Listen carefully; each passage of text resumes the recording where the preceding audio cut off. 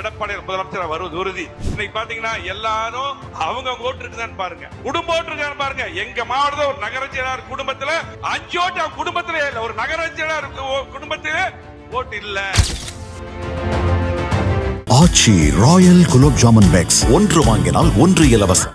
மீண்டும் 2026 புரட்சி தமிழர் எடப்பாடியார் அவர்களை முதலமைச்சராக அமர வைக்கக்கூடிய பொதுக்குழு தமிழக மக்களை ஏமாற்றி பொய் வாக்குறுதிகளை அள்ளி வீசி ஆட்சியில் அமர்ந்த திமுக அரசு அதிகாரம் கைக்கு வந்ததுமே மக்கள் பிரச்சனை எல்லாம் மறந்து குடும்ப ஆட்சி நடத்தி கொண்டிருக்கூடிய மக்களை வாட்டி வதைக்கூடிய திமுக அரசுக்கு முடிவரைகிறது பொதுக்குழு.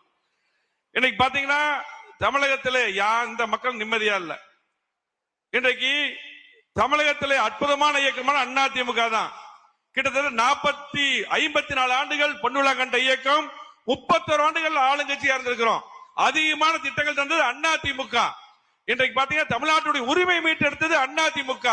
திமுக எப்ப ஆட்சிக்கு வந்தாலும் எதுவுமே செய்யறதில்லை, தமிழ்நாட்டுக்கு துரோகம் மட்டும்தான். அது மட்டுமல்ல, இன்றைக்கு 5 லட்சம் கோடிக்கு மேல் இன்னைக்கு கடனை விட்டு சென்றிருக்கிறது. புரட்சி தமிழர் எடப்பாடியார் இருக்கும்போது உங்களுக்கு தெரியும், இன்னைக்கு அற்புதமான ஆட்சி நடத்தினாங்க. அவர் ஆட்சிக்கு முதலமைச்சராக பொறுப்பேற்றும் போது சொன்னார் 3 மாசத்துல போயிரு, 1 மாசத்துல போயிரு, 4 மாசத்துல போயிரு, 6 மாசத்துல போயிருந்தாங்க. ஆனால் அற்புதமான 4 ஆண்டுகள், கிட்டத்தட்ட 3 மாதம் அற்புதமான ஆட்சி தந்து மக்களுக்கு தேவையான திட்டங்களை கொடுத்தார்.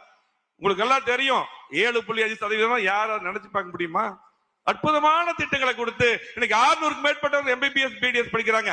அது மட்டுமல்ல, 11 மருத்துவக் கல்லூரி மத்திய அரசிலிருந்து அதிகமான திட்டங்களை பேட்டு கொடுத்தார். இன்னைக்கு மத்திய அரசு குறை மட்டும் சொல்லிட்டு இருக்காங்க திமுக.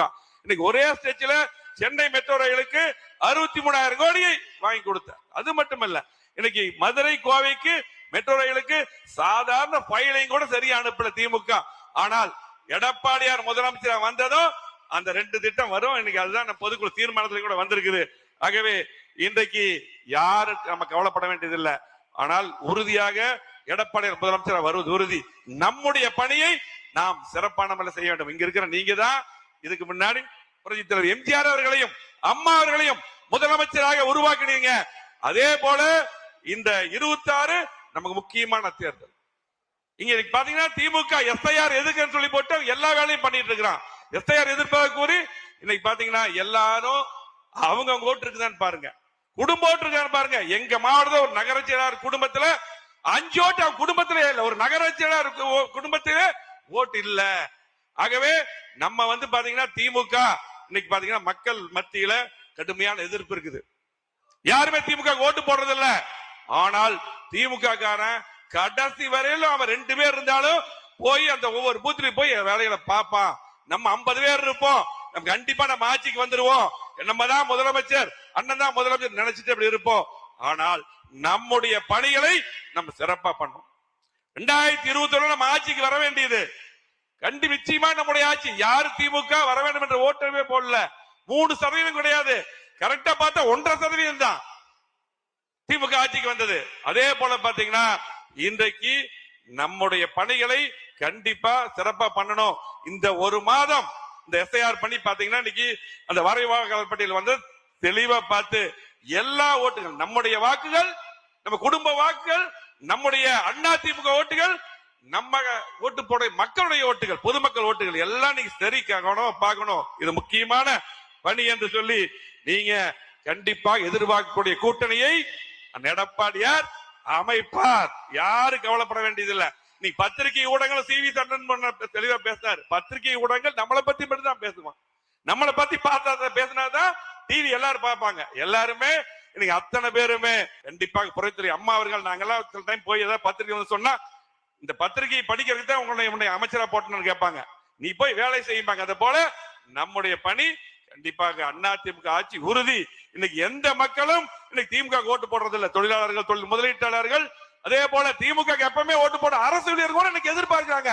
ஆகவே கண்டிப்பாக உறுதியாக எது நடக்கிறதோ இல்லையோ எடப்பாடியார் 2026 முதலமைச்சராக வருவார். அது மட்டுமல்ல, தமிழ்நாட்டுக்கு கிட்டத்தட்ட 4 வருடமாக எந்த திட்டமே கொடுக்கல. இன்னைக்கு சமீபத்தில் பாத்தீங்கன்னா கோவை மாவட்டத்தில் கிட்டத்தட்ட தமிழ்நாட்டிலே மிகப்பெரிய பாலத்தை கொடுத்தது எடப்பாடியார் அவர்கள். கிட்டத்தட்ட 1600 கோடிக்கு மேல கொடுத்தார். அந்த பாலத்தை அவங்க திறக்கிறாங்க. அத்தனை பாலங்கள், சாலைகள், கூட்டுக்குடி திட்டங்கள், அத்தனை திட்டங்களும் மிகப்பெரிய அளவிலே ஒரு சாமானிய முதலமைச்சராக, ஒரு விவசாய முதலமைச்சராக, எளிமையான தொண்டராக இருந்து ஒரு பொதுச் செயலாளராக முதலமைச்சராக வந்து அத்தனை திட்டங்களும் அத்தனை மாவட்டத்துக்கும், கோவை மாவட்டம் மட்டுமல்ல தமிழ்நாடு முழுவதும் அதிகமான திட்டங்கள் கொடுத்தது எடப்பாடியார் அவர்கள். அதை மக்கள் நினைத்து பார்த்துட்டு இருக்காங்க. திமுக ஆட்சியில் எதுவுமே செய்யல. அது மட்டுமல்ல, சட்ட ஒழுங்கு கேட்கவே வேண்டியதில்லை. எதுவுமே சரியில்லை. திமுக ஓட்டு போட மாட்டார்கள். ஆனால் தில்லு முள்ளு திமுக பண்ணுவோம். அதை சரி பண்ணக்கூடிய பணி இங்க இருக்கு. அத்தனை பேர் தமிழ்நாட்டுக்குடிய ஒன்றிய நகர பேரூராட்சியாளர்கள், பொதுக்குழு உறுப்பினர்கள், செயற்குழு உறுப்பினர்கள் எல்லாம் இருக்கீங்க. உங்க கையில தான் இருக்கு.